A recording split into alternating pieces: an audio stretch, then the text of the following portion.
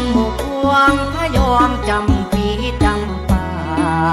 แก้วเกศการป้องกันกามนต์บาดมาเจรบานดิ่งหอมเอ้ยขึ้นหอดเมืองบนประทีปประทุบนเวียนบายว่าวอน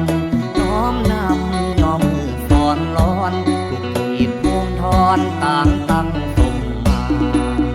ตัวเหตุทุนคุณแก้วพารัตนาหน่อไว้เกษาเนื้อเก่ายังขมอมวันทาหลวงปู่คำหอมดาดีหอมหอมหอมเทียนเทียน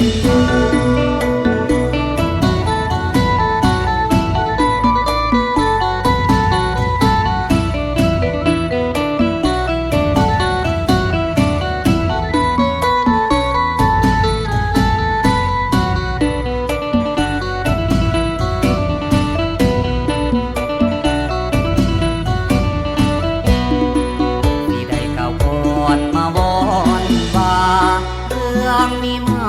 แต่เดิมนานทีพระเจ้าชัยวรมันพิเทศนี้ได้ดำริให้สร้างกูแป้งมาเป็นสถานพยาบาลโรคขยาสารสมัยความบา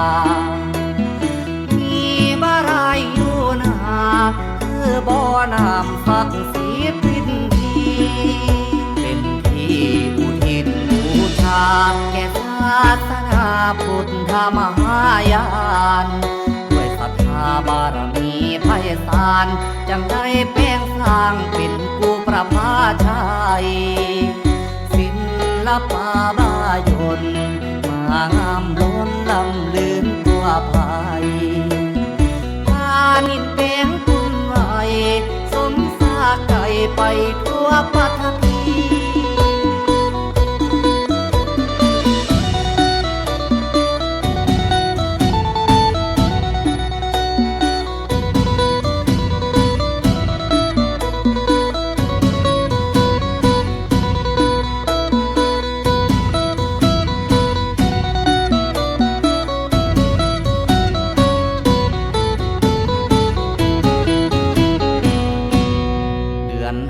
ลำบันเพ่งออกไม่สาวป่าสาพี่น้องได้บ่ไหลตื่นทองพวกพี่น้องจัดบุญใหญ่บูชาถวายเครื่องสักการสมมานำนอง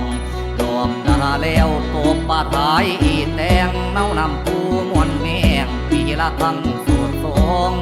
นำฟาดฟงสิไหลโลดลิ้นคำนำทั้งสู่คนพามาลาหอมหงเฮา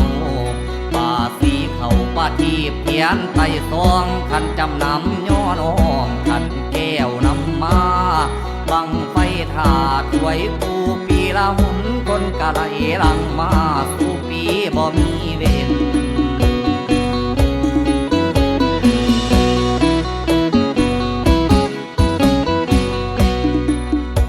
บารมีคุณพระพุทธเจ้าทั้งหมู่เหล่า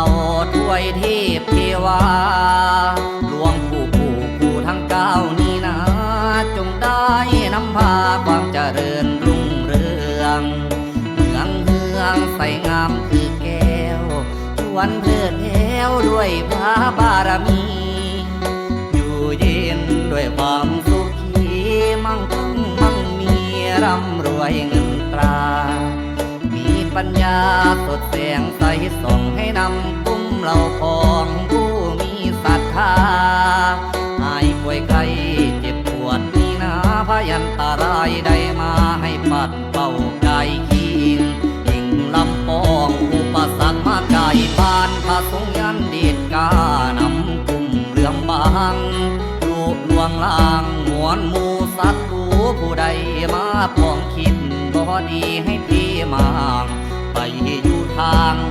ใดให้นำซองสรญานเล็งจองตอมตุ้มมูลานปารมีทานหลวงปู่ประภาชัยสิ่งศักดิ์สิทธิ์